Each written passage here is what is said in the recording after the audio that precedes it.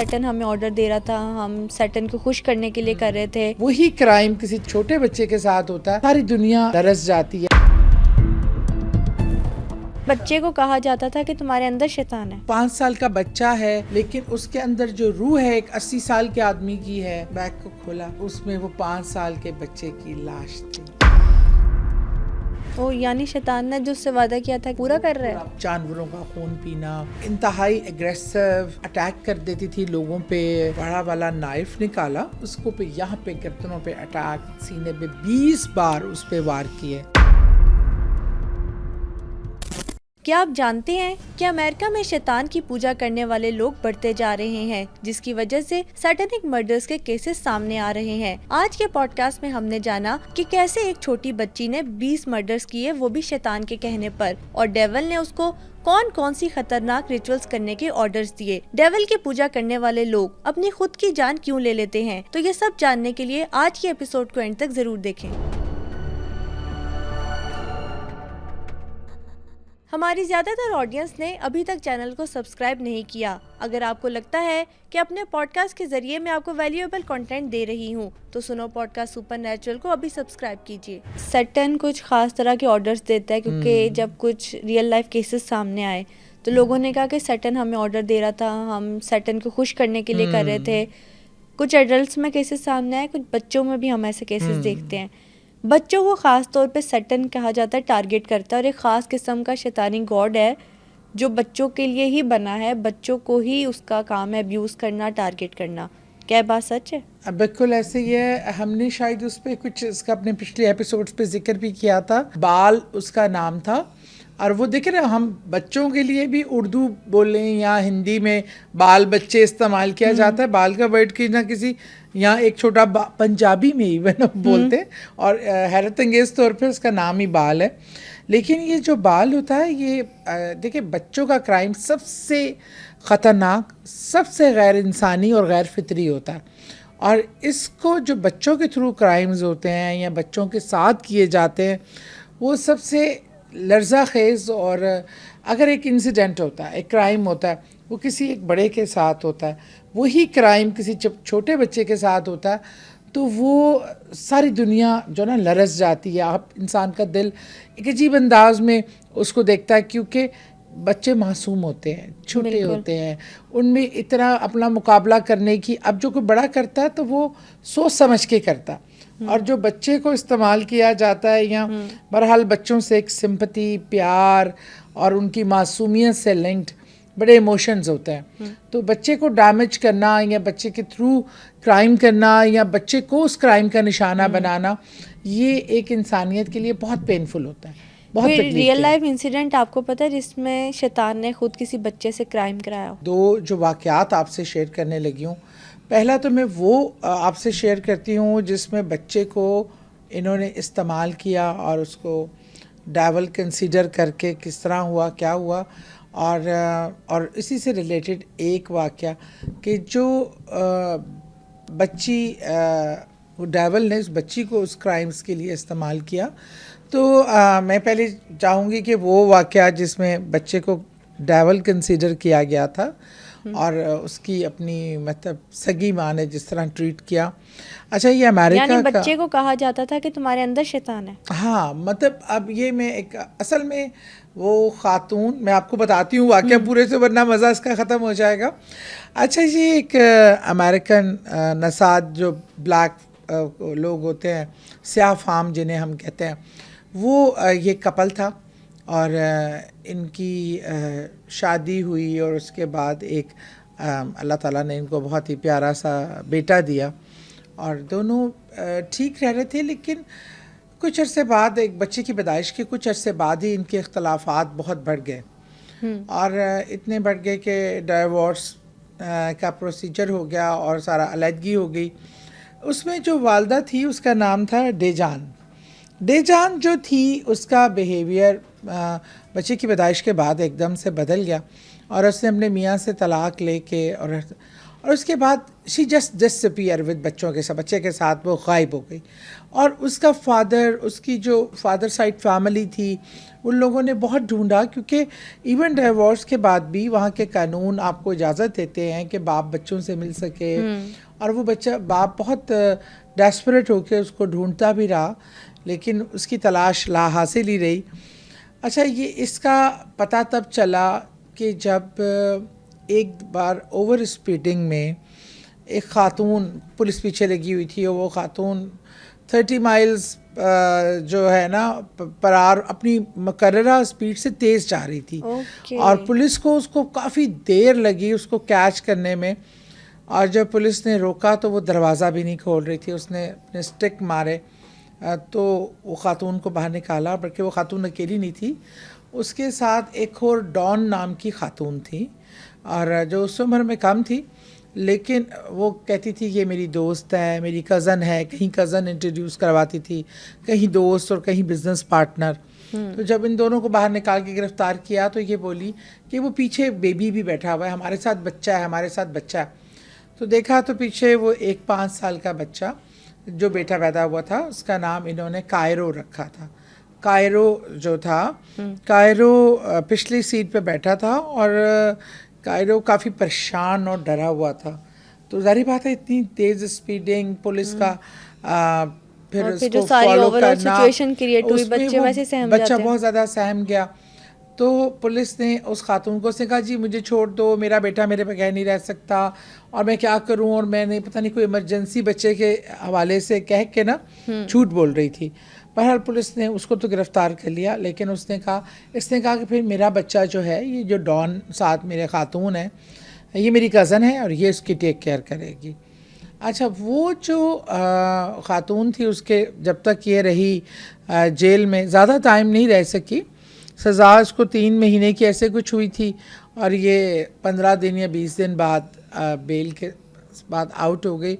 लेकिन तब पता चला कि वो उस आदमी का जो बच्चा था, ये कपल था, ये खातून यहाँ से बाजियाब हुई हैं। और लेकिन मीनवाइल जो एक जो चीज़ अलग थी वो ये थी कि इन दोनों ख़वातीन, डॉन और ये जो डे जॉन थी, इन दोनों के फेसबुक अकाउंट्स थे, और फेसबुक अकाउंट्स पे इनको अजीब अजीब हुलिये में भी दिखाया जाता था, कभी कुछ रिचुअल्स करते भी दिखाया जाता था। और वो अगर जब वो जेल में भी थी तो उसका फेसबुक अकाउंट चल रहा था, और उसमें उसके बयानात आते थे, मैं जेल में हूँ, मैं ये कर रही हूँ। तो वो सबको हैरत होती थी कि जब भी वो जेल में भी हो, कहीं भी हो, उसका फेसबुक अकाउंट एक्टिव होता था। इसी तरह वो जो डॉन थी, वो तो अगर आप उसको यूट्यूब पे सर्च करके देखें, वो तो चेहरे से भी इतनी खौफनाक और अजीब व गरीब नज़र आती थी। बहरहाल हुआ क्या कि यहाँ से फिर ये रुपोश हो गई, फिर इन्होंने जगह बदल ली, बजाय उसके कि उसको कहा गया था कि उसी शहर में रहे, फिर ये दोनों बच्चे के समेत गायब हो गई। और अभी तक हस्बैंड को नहीं पता, नहीं, किसी हस्बैंड को बिल्कुल इसके हवाले से कोई नॉलेज नहीं थी, ना ही बच्चे के हवाले से। वो बच्चे के लिए अपना सर्च वर्क करता था, पुलिस से बात करता था, लेकिन क्योंकि ये जब भी पुलिस में पकड़ी गई, इसने बच्चे का सही नाम कभी नहीं बताया। 2 नाम चेंज किए, तीसरा नाम बताया, मतलब वो एक नाम उसका बताती ही नहीं थी। अच्छा, उसके बाद फिर कुछ अरसे बाद ये हाईलाइट हुई औरत कि जब एक स्टोर पे ये चीज़ें चुराती पकड़ी गई। कैमरा बिल्कुल उस जगह पे फिक्स था, और ये चीज़ें, कपड़े, कुछ ऐसी चीज़ें निकाल के बैग में डाल रही थी। और इसी इसना में एक ने नोट कर लिया, सिक्योरिटी वाले ने जो कैमरे पे बैठा हुआ था। ये जैसे निकलने लगी, इसको रोक लिया गया और उससे कहा गया, तो ये बोलने लगी, लड़ने लगी, एग्रेसिव बिहेवियर दिखाया इसने। और जब गार्ड ने इसको कहा कि कूल डाउन और सामान हमें दो और तुम जाना है तो जाओ, उन्होंने भी पुलिस को नहीं बुलाया था, लेकिन इसने गार्ड को ना सिर्फ धक्के दिए, उसको मारा भी, मुक्के मारे इसके मुंह पे, जिस पे फिर उनको पुलिस कॉल करनी पड़ी और उन्होंने ये फिर पकड़ी गई। और फिर इसने वावेला मचाया कि मेरा बच्चा है और मेरा बच्चा मेरे बगैर नहीं रह सकता और मुझे छोड़ा जाए, ये किया जाए। और फिर वही डॉन जो उसकी साथी थी उसको बच्चा हैंड ओवर किया गया।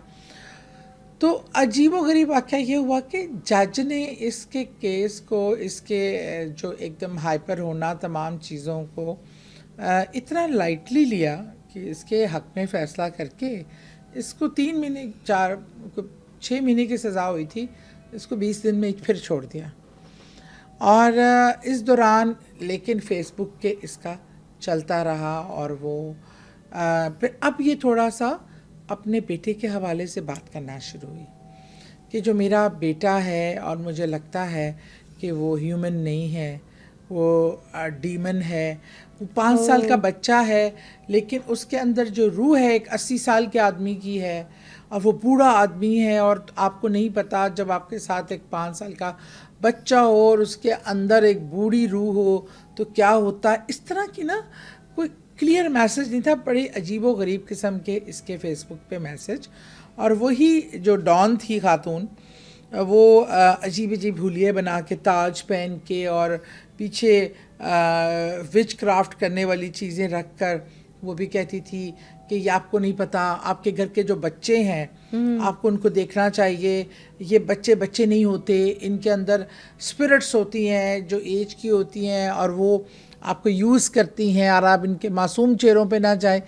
इस किस्म की चीज़ें बहुत ज़्यादा इनके पेजेस पे और इनके फेसबुक्स पे आपको नज़र आना शुरू लोगों मतलब इनकी हो गई। अच्छा, उसके बाद क्या हुआ, जैसे इसको यहाँ से अदालत से इसकी बेल हुई, ये बच्चा लेके भाग गई। तीनों उसी रात गाड़ी में बैठी और लास्ट टाइम जो उनको देखा गया कि वो वहाँ से उस शहर वो उन्होंने छोड़ दिया, एक नए शहर की तरफ चल पड़ी। ये अब हो सब कुछ अमेरिका के अंदर ही रहा, लेकिन वो शहर से शहर बदलती थी, अपनी आईडी मतलब अपने नाम बदल के मुख्तलिफ काम करती थी। और क्योंकि एक दफ़ा पॉडकास्ट में हमने जिक्र भी किया था, आपने बताया था कि शैतान कभी भी ऑर्डर जब देता है बंदे को तो वो अपनी आइडेंटिटी रिवील नहीं होने देता, तो इसीलिए शायद उसने ऑर्डर दिया हो कि तुम सिटी चेंज कर लो। किसी सिटी में वो क्राइम करती थी और वो सिटी चेंज कर लेती थी क्योंकि उसको ये भी डर था कि अगर बच्चे के फादर को कोई क्लू मिल गया कि बच्चा कहाँ है तो वो उसको रीच आउट करने की कोशिश करेगा। अच्छा, अभी इनकी पोस्टें चीज़ें जारी थी तो होता क्या है कि एक किसान था, जब उस दूसरा इलाका चेंज किया उसमें काफ़ी टाइम वहाँ वो रही कुछ महीने, तो उसी इलाके का एक किसान था जो मशरूम की ग्रोथ तो मशरूम चुनता था, जहाँ पे मशरूम इस एक एरिया में बहुत लगते थे। उस जंगल में वो मशरूम की तलाश में अक्सर निकला होता था, वो मशरूम कलेक्ट करता था। तो एक दिन वो इसी दौरान उसने कुछ देखा कि जंगल के एक साइड पे एक बैग पड़ा है, छोटा बैग जैसे आपका ट्रैवलिंग बैग होता है, और बड़ा वो उसके कलर बड़े शार्प थे, येलो, और उस पर प्रिंट बना हुआ था, इस तरह कोई फ्लोरिडा लिखा हुआ था इस तरह। तो वो बड़ा इसने कहा कि बैग को, अच्छा उस बैग को कोई छुपाने की कोशिश नहीं की थी, ना ही दबाया गया था, वो बिल्कुल सामने किसी दरख्त के नीचे ऐसे रखा हुआ था। अब ये पहले इसने कहा कि आया मुझे ये देखना चाहिए, मुझे इसके पास जाना चाहिए। आजकल तो आपको पता है, आपको पता नहीं है कि बम ना हो, कोई ऐसा आतिशी चीज़ ना हो। वो सोचता रहा, पर उसने कहा नहीं मुझे जाना चाहिए, मुझे देखना चाहिए, अगर कोई हार्मफुल चीज़ भी है तो यहाँ कितने लोग आते हैं, बच्चे गुजरते हैं, कि किसी को कोई नुकसान ना हो जाए। बिल्कुल। तो उसने हिम्मत की और जब बैग खोला तो वो कहता है कि मैं अपनी ज़िंदगी में से इतना मिज़रेबल ये वाक़या मैं कभी नहीं भूल सकता। उसने देखा तो दो साइड पे कपड़े पड़े हुए थे, बीच में एक ब्लैक कलर के शॉपिंग बैग था। उसने शॉपिंग बैग को खोला तो उसमें वो 5 साल के बच्चे की लाश थी, और उसको ऐसे लगा जैसे मैंने लिफाफा खोला तो वो बच्चा जैसे मेरी तरफ उसने देखा और हेल्प का ऐसे अल्फाज गया। तो वो बड़ा हैरान हुआ, वो उसको तब वो इतना बुरी तरह अफेक्ट हो गया इमोशनली उस बच्चे को ऐसे देखकर कि वो बहुत रोया। पहले तो समझ ही नहीं आ रही थी कि मैं क्या करूं, और फिर उसने कहा कि मुझे पुलिस ही को कॉल करना पड़ेगा, ज़ाहिर बात है इस सिचुएशन में। अच्छा, पुलिस आती है। अब उस बच्चे की कोई आइडेंटिटी नहीं है, किसी को नहीं पता ये किसका बच्चा है, कहाँ से आया है। अब वो जो इलाका था वो नया इलाका था, वो लोगों को तो कोई जानता नहीं था। अब वो जब इसने सबको, कम्युनिटी को कॉल किया गया, पुलिस एक एक के पास गई और उस के हवाले से किसी के पास कोई इन्फॉर्मेशन नहीं थी। अब जब रीज़न ऑफ डेथ जब तलाश किया गया तो उन्होंने कहा कि ये बच्चे को बिल्कुल भूखा प्यासा रखा गया है, उसको तड़पने दिया गया है, उसको डिफरेंट जिस्म बॉडी पार्ट्स पे टॉर्चर किया गया है और वो बच्चा भूख प्यास और उस तकलीफ़ से तड़प तड़प के उसने जान दी है। अब वो जो किसान जिसने उसको बच्चे को दरियाफ्त की थी उसकी बॉडी, वो तो अच्छा, उसने एक अजीब बात की। वो जब डॉक्टर्स देखते हैं, जब उसका मुआयना होता है बकौल उनके, तो कि वो मर चुका हुआ था, लेकिन ये कहता है कि जब मैंने बैग खोला तो उसने मुझे हेल्प के लिए कॉल किया, मुझे बताया, पुकारा। अब ये एक बड़ी मुतज़ाद चीज़ है कि वो मरा हुआ था, यानी किसान को लग रहा था जैसे वो उसको बुला रहा है मदद के लिए, और उसको देखते उसने कहा कि हेल्प मी। तो वो किसान बार बार रोए कि वो बच्चा तो मुझे मदद के लिए कह रहा था, मुझे बच्चा तो मदद के लिए कह रहा था। अब वो साइकोलॉजिकली अफेक्ट हुआ या उसको लगा कि ये बच्चा, और जब उस बच्चे को पहले ज़ख्मी किया गया, भूख प्यास से रखा गया, फिर उसको ज़िंदा ही उस बैग में यहाँ डाल दिया गया कि वो आहिस्ता आहिस्ता मौत की तरफ जाता रहा। और जिस अजियत से, जिस घुटन से वो बच्चा गुज़रा, बहरहाल इन्होंने चर्च में उसकी सारी रसूम अदा करके, एक बेनाम बच्चा था लेकिन पूरे उस कम्युनिटी ने, पूरे वहाँ के लोगों ने उसकी तमाम रसूमात में शिरकत की और उसको वहाँ दफना दिया गया। अब पुलिस की कस्टडी में वो चीज़ें थीं जिसमें वो बच्चा डाल के लाया गया और उसकी कब्र पे भी बेनाम ही लिखा था। तो जब आहिस्ता आहिस्ता काफ़ी टाइम इस पे अच्छा, और उसके बाद उनके फेसबुक के स्टेटस क्या लगना शुरू हो गए कि ये बच्चे डीमंस हैं, ये बच्चे जो हैं ये बहुत ख़तरनाक होते हैं और इनसे बच के रहना चाहिए और इनसे ख़ुद को बचाओ, इनके अंदर डीमंस होते हैं, ये तुम्हें मार देते हैं। इससे पहले कि ये तुम्हें मार दें, ये तुम इनको मार दो। ओह माय गॉड। ये अब एक जर्नल मैसेज, पहले वो प्राइवेट था, बहुत कम लोगों को जाता था, फिर ये पब्लिक मैसेज होने लगे जिस पर बहुत सारी सोसाइटीज़ और मुख्तलिफ लोग जो हैं वो अलर्ट हो गए। और जब इन्हें देखा गया तो इसका तो क्रिमिनल रिकॉर्ड था पूरा डे जॉन का कि भी वो तो हर जगह पकड़ी गई, हर शहर में उसका पुलिस रिकॉर्ड था। अब जब वो जिस शॉपर में वो बच्चा था, पुलिस जब तहकीकात करके और उस किस्म की, तो उसने वहाँ से 2 हैंड प्रिंट्स मिले। एक जब तहकीक की मुख्तलिफ शहरों के भेजा गया पुलिस स्टेशन में। आपको पता है उन मुल्कों में ये तो है कि केस की फ़ाइल बंद नहीं होती जब तक कि पता ना चले, इन्वेस्टिगेशन बंद नहीं होती। वो इन्वेस्टिगेशन उन्होंने पूरे अपने अमेरिका में जितने शहर थे वहाँ पे वो शेयर की इन्फॉर्मेशन, तो जाके क्योंकि उसका क्रिमिनल रिकॉर्ड था, उसके फिंगरप्रिंट्स थे और इसी तरह डॉन के भी फिंगरप्रिंट्स थे, तो उसने वो उससे मैच हो गए। इस तरह ये ख़वातीन पकड़ी गई। अच्छा, जब ये पकड़ी गई तो बल्कि डे जॉन तो फिर भाग गई इनके पुलिस की हिरासत से, और लेकिन डॉन पकड़ी गई।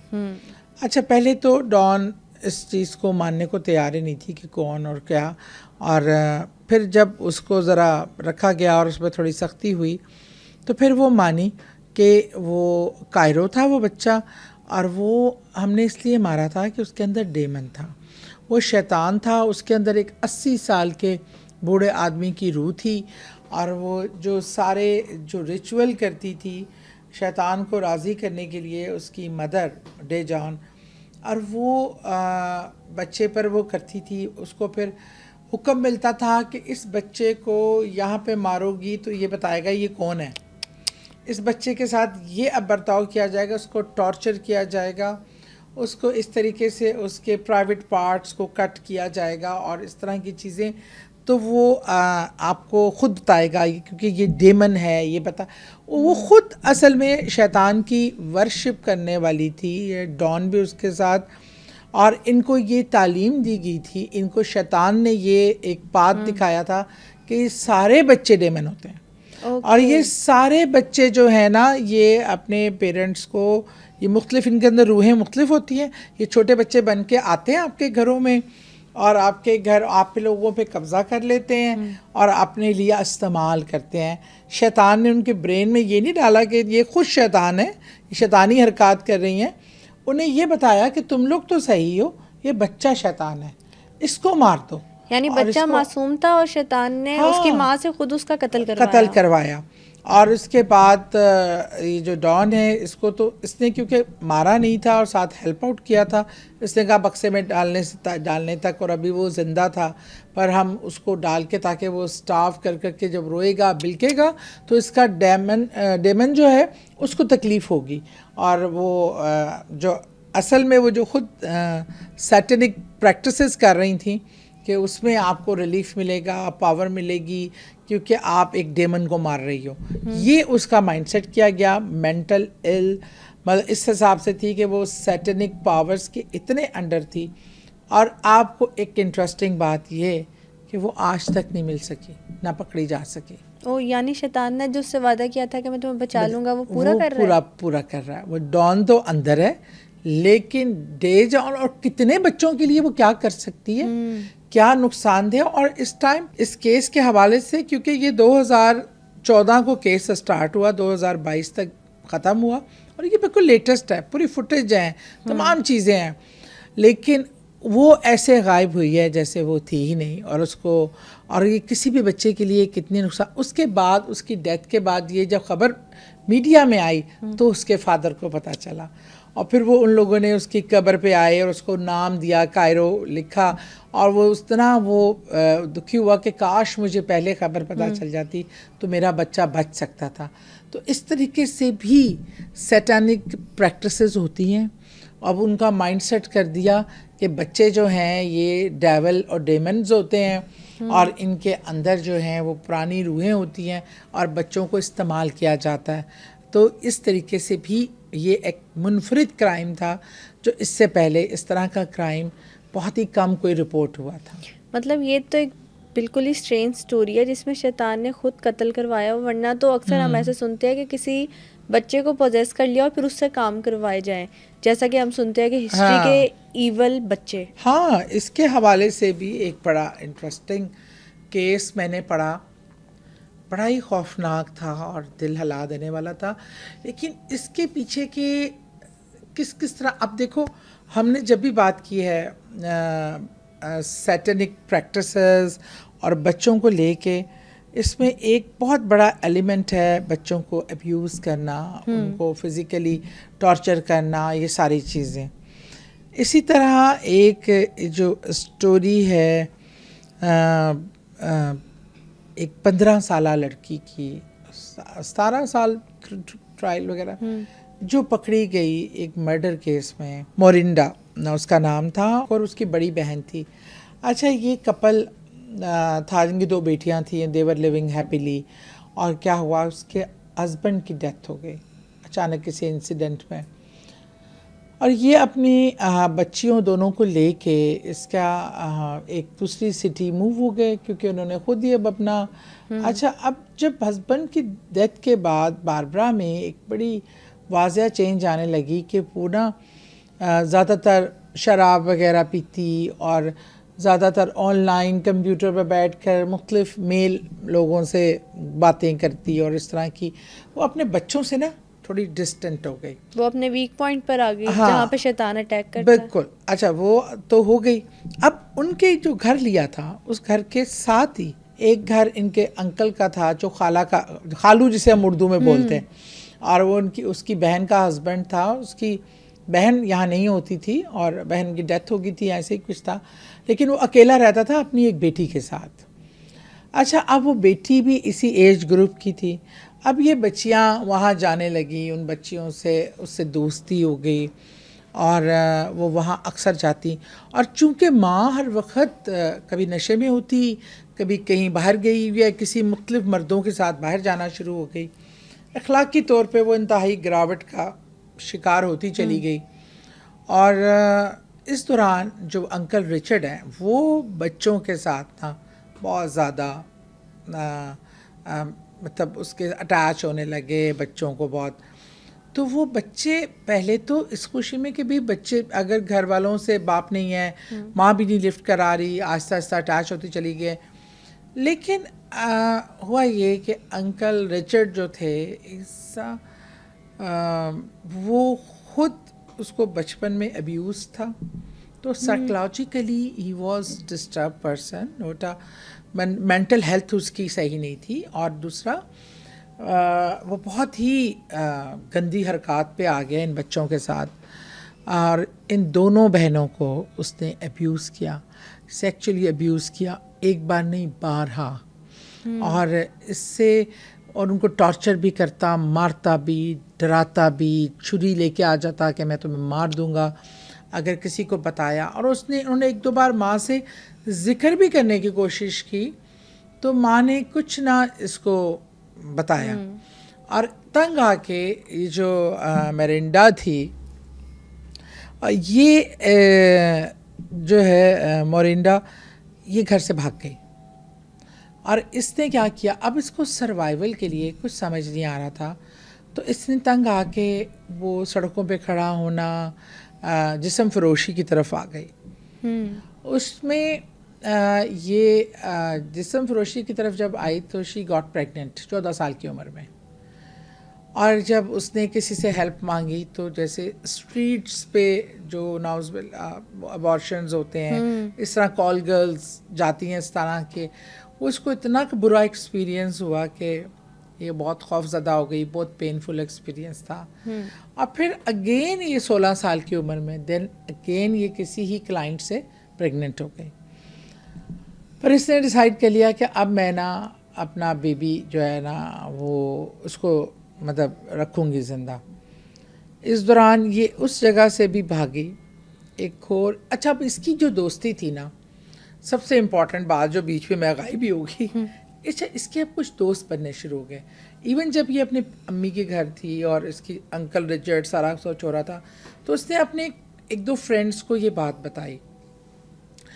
अच्छा, अब इसके फ्रेंड्स जो थे वो कुछ अजीब जगहों पे इसको लेके जाने लगे, जहाँ पे ड्रग्स भी होती थी और ये तमाम चीज़ें भी।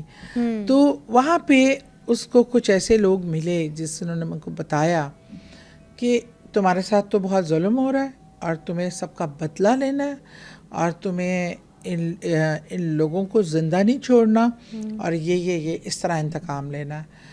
अच्छा, वो इसकी दोस्ती उन ग्रुप में बढ़ती चली गई, ये ज़्यादातर टाइम उनके साथ, और वो अजीब जंगल में जाके अजीब अजीब किस्म के रिचुअल्स करते थे। कभी वो कहते थे कि ब्लड एक दूसरे का डाल डाल के थोड़ा पीते थे, कभी वो डिफरेंट किस्म की इसको प्रैक्टिसेस करने को कहते थे। और कहता था कि तुम जो ये बेबी लाओगी, ये बेबी भी जो है ना हमारे ग्रुप का होगा और हम ये करेंगे, मतलब सारी शैतानी चीज़ें। हम उस बच्चे को शैतान की आर्मी का हिस्सा बना लें। हाँ, वो ताकि वो जो एक सैटनिक ग्रुप था वो उसमें अजीबोगरीब। अच्छा, उन्होंने ही इसको मशवरा दिया कि तुम यहाँ से चली जाओ, तुम आगे जाओ, तुम्हें कोई और बेहतर। अब ये प्रेग्नेंट भी थी, ये निकली और एक और ग्रुप था जिससे दूसरे शायद जाकर उन्होंने कहा हमारा ये ग्रुप है, तुम इनसे मिल लो, दे विल हेल्प यू। उसमें एक एले नाम का लड़का था जो ख़ुद मेरा ख्याल में 20 साल का होगा, और वो इससे अटैच हो गया काफ़ी, ये दोनों आपस में अटैच हो गए। दोनों ड्रग्स पे भी थे और इस तरह की अजीबोगरीब हरकतें। ये जब बैठे तो उन्होंने तमाम सैटनिक जो थॉट्स थी ना वो एक्सचेंज की। इनको लगा कि हम तो बड़े आसानी से दोनों इकट्ठे रह सकते हैं, तो उसने ऑफ़र की कि मैं तुमसे शादी कर लेता हूँ, तो हम इकट्ठे रहते हैं। और इस दौरान जो है इसकी बेबी गर्ल पैदा हुई, इसके घर मोरिंडा के घर बेबी गर्ल पैदा हुई। तो वो बच्ची की भी वो एले अच्छी निगहदाश्त कर रहा था। अभी तक इन्होंने शादी की नहीं थी, but they were living together.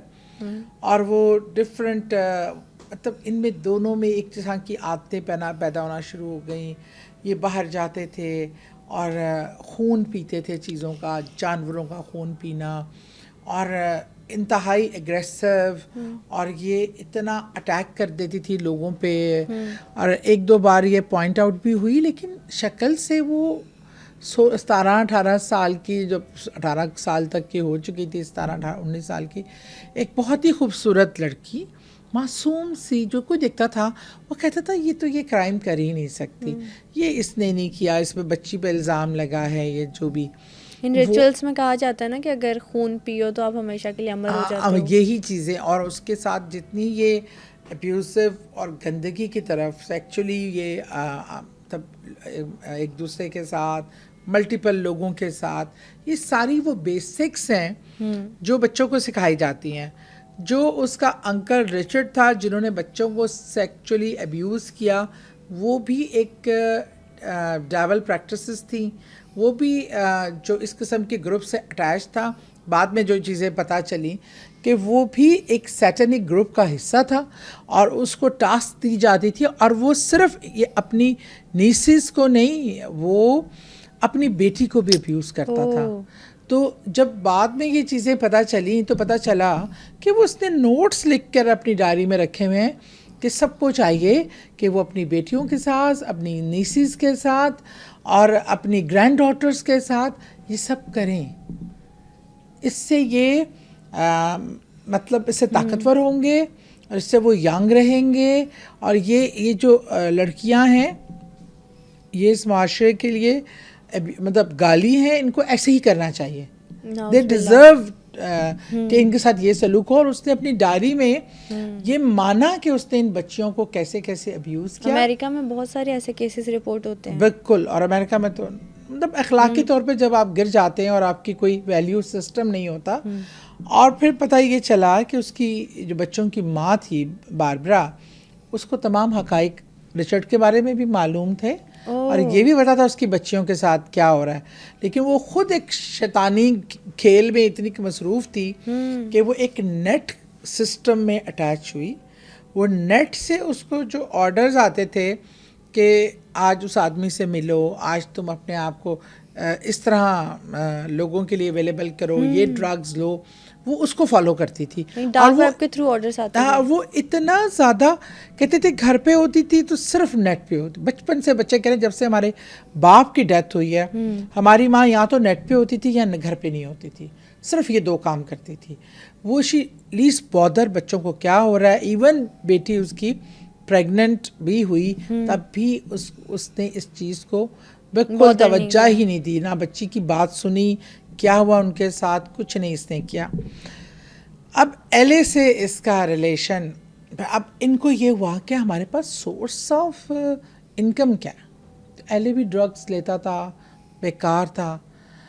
इन्होंने कहा कि अच्छा, इसने कहा रुको मेरे पास एक सोर्स है। इसने नेट पे अपना एक अकाउंट बनाया जिसमें इसने लिखा कि शी इज़ अवेलेबल, मतलब फॉर जो भी सेक्चुअली डिज़ायर किसी की है, she is available to fulfil it. और इस अकाउंट के थ्रू आप इसको कॉल कर सकते हैं, बुकिंग कर सकते हैं ये। अच्छा, अब फिर इसके बाद इन्होंने अभी ये अकाउंट बनाया, ये सिलसिला चल ही रहा था, तो they decided to get married. इन्होंने शादी की, और फिर एज ए बड़ी happy family they were living together, Khamid, बीवी, बच्चा, और इसको लेके पब्लिकली पीपल थिंक्स के they are very cute couple. 20 साल का खामिद, 18 साल की लड़की, छोटा सा बेबी, और वो हर जगह जहाँ भी जाते थे, इवन कई जगह ये कुछ चोरी करते हुए भी स्टोर से पकड़े गए। तो जो गैदरिंग थी, जब उन्होंने कहा, जिस स्टोर वालों ने कहा कि ये चीज़ें चुरा रहे थे, उन्होंने कहा कि दिमाग ख़राब है, तो बच्चे हैं, कितने मासूम हैं, छोटी सी बच्ची है, तुम लोग इन पे इल्ज़ाम लगा रहे हो। वहाँ से भी छूट गए। सोसाइटी को उनकी डिमोनिक एक्टिविटीज़ का नहीं पता था। बिल्कुल नहीं पता था। और वो जो बज़ाहिर एक बहुत ही इनोसेंट और मासूम सा कपल बनकर फिरते थे। अब जो है उन्होंने डिसाइड ये किया कि अब प्रैक्टिकली ये काम करने की ज़रूरत है, क्योंकि हमारा सर्वाइवल नहीं है। अब इसने मोरिंडा ने किया कि एक बैंकर था, उसको ऑनलाइन उसके साथ कांटेक्ट किया। उस बैंकर ने इसको कांटेक्ट किया। ही वाज 42, डिवोर्स था या मैरिड था, पर उसने कहा कि मैं तुमसे मिलना चाहता हूँ, और ये इन्होंने टाइम जगह सब डिसाइड कर ली। अच्छा, इसने रखा वो अपनी बर्थडे वाला दिन, जिस दिन मोरिंडा की बर्थडे होती थी। तो इसके और उसके मियाँ ने कहा कि आज हम बर्थडे बड़ी ज़बरदस्त और डिफरेंट तरीके से मनाएंगे। अच्छा, अब एक जगह आने का उस आदमी को जब टारगेट दिया गया कि आपने इधर पहुंचना है, और वो वहाँ पहुंचा, वो इंतज़ार कर रहा था, तो मरिंडा आके उसके साथ बैठ गई। और वो इतने में उसको ये नहीं पता था कि इसका हस्बैंड भी पीछे सीट पे बड़ी खामोशी से, जब वो सब बातें कर रही थी, पीछे आके कंबल लेके लेट गया। अच्छा, अब वो दोनों बातें करते जा रहे हैं, तो उसने कहा कि मैं तुम्हें ना किसी प्राइवेट मेरी जगह मैं वहाँ लेके जाता हूँ। उसने कहा हाँ, वाई नॉट, दिस, इस तरह वो बातों में फंसलाया। अब इन दोनों हस्बैंड वाइफ ने एक कोड रखा हुआ था कि मैं ये जब बोलूँगी तो तुम एक्शन में आ जाना। ओके। अभी ये रास्ते में जा रहे थे, उसके पास जगह के पास पहुँचे, तो इसने उसको कोई वो जो कोड वर्ड था उसको बोला कि हाँ ठीक है हम यहाँ, कोई जो भी कोड वर्ड था, एकदम वो पीछे कंबल की पिछली सीट पे जो छुपा हुआ था वो उठा है, और इसने एक वायर लेके ना, ये ड्राइवर के जो वो चला रहा था गाड़ी, उसको पीछे से गले से डाल के ना उसको भींच लिया। अब वो तड़प रहा, अपने आप को छुड़वाने की कोशिश कर रहा। ये मोरिंडा ने वो बड़ा वाला नाइफ निकाला और उसको पे यहाँ पे गर्दनों पे अटैक, सीने पे 20 बार उस पे वार किए। और इसी पे इक्तफा नहीं किया, उन्होंने ये वहाँ पे जब वो गाड़ी तो रुक गई थी, वो रुका था, तो उसके बाद ये जब उसका गरम गरम फ्रेश ब्लड निकल रहा था, तो ये दोनों बाकायदा प्रॉपरली वो खून पी रहे थे।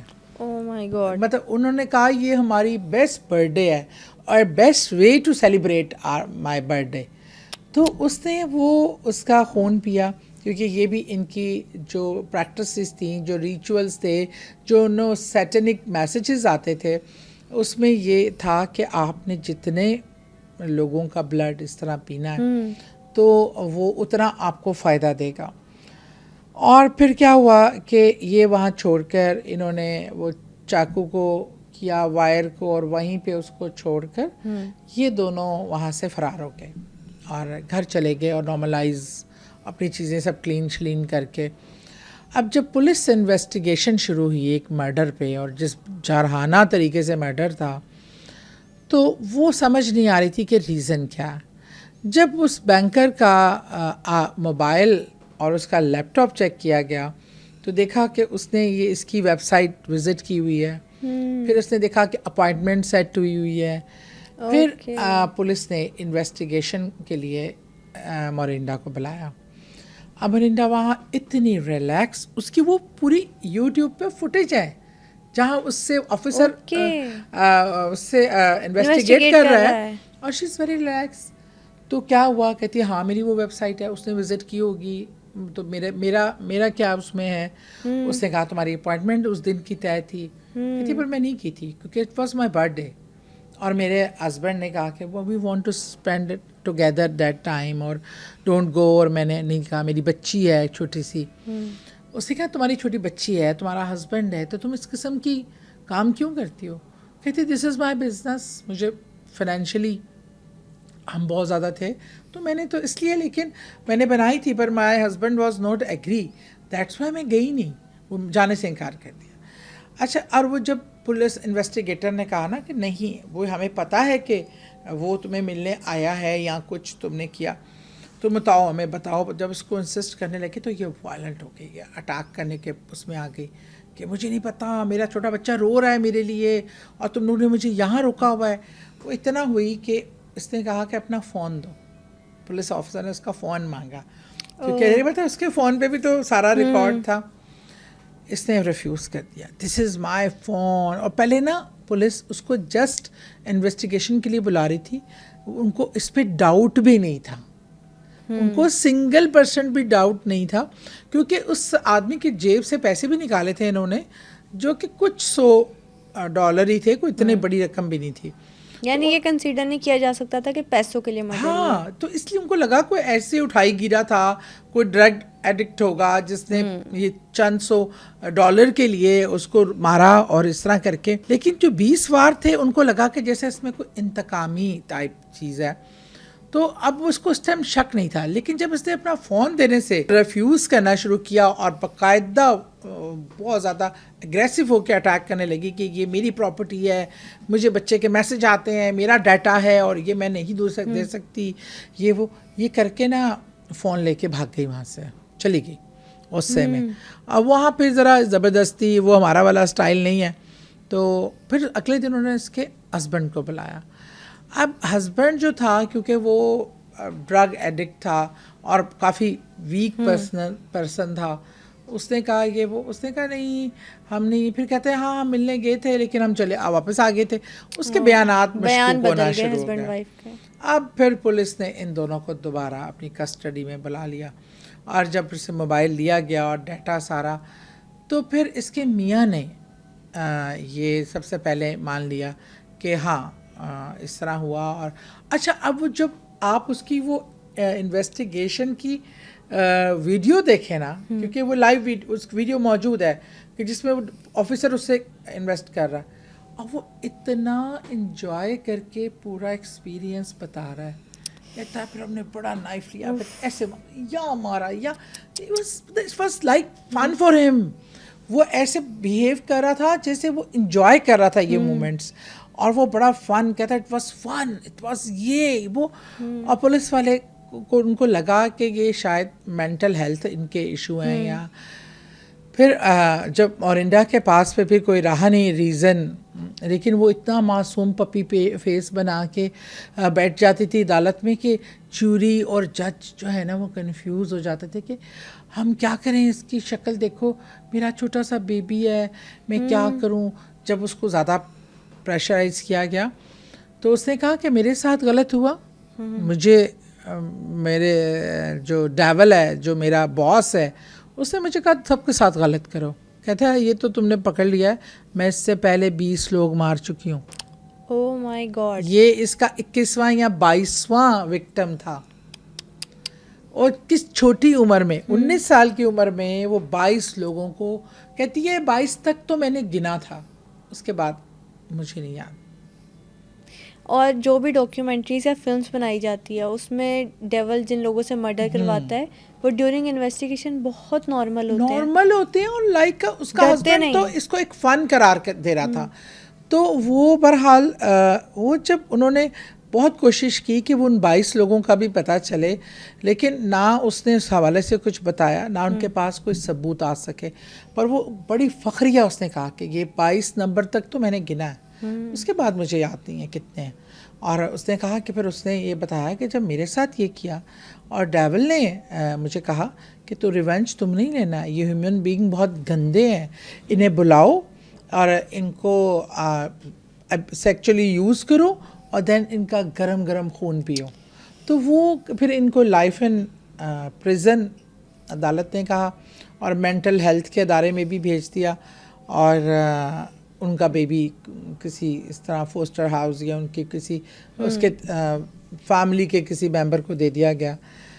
तो इस तरह जो है ये ख़तरनाक और बहुत ही तकलीफ दे, दिल दहला देने वाला केस सुना दिया आपने सादिया को। ये बच्चे छोटे, एक 18 साल की बच्ची जो 14 साल की उम्र से, और किस तरह ये अब्यूज़ होते हैं। जो बच्चे वैसे भी मतलब फ़िज़िकली बचपन में अब्यूज़ हो जाते हैं, वो मेंटल हेल्थ तो उनकी बिल्कुल ख़त्म हो जाती है, शैटर्ड हो जाते हैं। तो ऐसे लोग बड़े आसानी से इस सैटेनिक जो फोर्सेस हैं जो उनको यूज़ करना चाहती हैं वो इनसे इस्तेमाल भी हो जाते हैं। ये भी कहा जाता है ना कि इंसान जब अपने वीक पॉइंट पे होता है तो डेवल के लिए अटैक करने का बिल्कुल। और ये देखें कि आप हमेशा जितने भी चाइल्ड अब्यूज़ केसेस देखें, बहुत कम रेयर होता है कि बाहर से कोई आता है, हमेशा आपके नज़दीकी लोग होते हैं। और इसमें बल्कि कल में एक मर्डर मिस्ट्री भी थी कपल की, बहुत वो मशहूर कोई मौसीकार और वो थे, तो उनके अपने ही दोनों बच्चों ने उनको शॉटगन से माँ बाप को मारा था। तो जब इन्वेस्टिगेशन की थी तो वो बाप दोनों अपने बेटों को अब्यूज़ करता था, और माँ को पता था और माँ खामोश रहती थी, क्योंकि वो ग्लैमर वाली ज़िंदगी थी, पैसे वाली ज़िंदगी, तो उनका रिएक्टिव। इसलिए आप हमेशा अपने बच्चों से पूछते रहें, अपने बच्चों के साथ इस मामले में नज़र रखें, और किसी के पास किसी पे भी इतना भरोसा ना करें कि वो आप उनको अंकल हैं, जो भी हैं। अच्छा सादिया आपा, ये तो हिस्ट्री के ऐसे केसेस है जिसे सुन के मेरे रोंगटे खड़े हो गया। ये आपने अपने इर्द गिर्द कोई ऐसी कभी बात सुनी है कि ये डिमोनिक बच्चा है या इस बच्चे पे साया आ गया तो शैतानी हरकतें कर रहा है? पाकिस्तान में केसेस होते हैं ऐसे? बिल्कुल बेशुमार केसेस होते हैं, और ऐसे केसेस कुछ हम तक अप्रोच करते हैं, या मैं कोई किसी और प्लेटफॉर्म पे भी देखे हैं जिसमें मतलब इवन ऐसे बच्चे देखे हैं कि बिल्कुल ही छोटे बच्चे, और पेरेंट्स उनसे डरते हैं क्योंकि वो इस किस्म की हरकतें करते हैं। एक बच्ची थी, वो हमारी किसी मिलने वाली की थी, वो एक बुज़ुर्ग थे, उनके पास वो लोग जाते थे, मैं भी वहाँ दुआ वगैरह के लिए जाती थी। तो उन्होंने एक दिन वो मेरे पेरेंट्स मेरे सामने आए हुए थे, और इतने खौफज़दा थे और बच्ची के बगैर आए हुए थे। तो उन्होंने जब वाक़यात बताए तो मैं सुनकर परेशान और हैरान। वो उनकी हार्डली हमें 6-7 साल की बच्ची थी। पहले वो कहते हैं वो बिल्कुल ठीक थी, नॉर्मल जैसे बच्चे होते हैं, छोटी जब थी। सही होगा। कहते जैसे ही वो 1 साल 1.5-2 साल की क्रॉस की है, 1 साल से ऊपर हुई है, तो उसमें अजीबो गरीब कहती थी कि 1 साल का बच्चा कहती थी कि मैं बेड पे लिटा के गई हूँ, नहला के दूध पिला के बच्ची को बेड पे लिटा के गई हूँ, तो मैं आई हूँ तो वो नीचे फर्श पे लेटी है। घर में कहती मेरे अलावा कोई दूसरा इंसान नहीं। मैं कहती थी ये कैसे हो गया? कहती एक बार मुझे हुआ कि मैं ही भूल गई हूँ, मैंने इसको यहाँ लटाया होगा। और कहती एक दिन मैं सुबह उठी तो उस टाइम कहती ये पहले ना ये बहुत स्लोली वाक़यात हो रहे थे। कहती 1.5-2 साल की जब वो थी, इन बिटवीन, अभी बच्चे क्रॉलिंग कर रहे होते हैं 1.5-2 साल के, मतलब चलना भी हल्का फुल्का चलना शुरू होते हैं। कहते हैं तो मेरे हस्बैंड चले गए ऑफिस, तो मैं उसको सुला के साथ लेट गई, सो जाती है माएँ अक्सर दोबारा। तो कहती हैं अब मैं देखा तो मेरी बेटी मेरे बेड पे नहीं।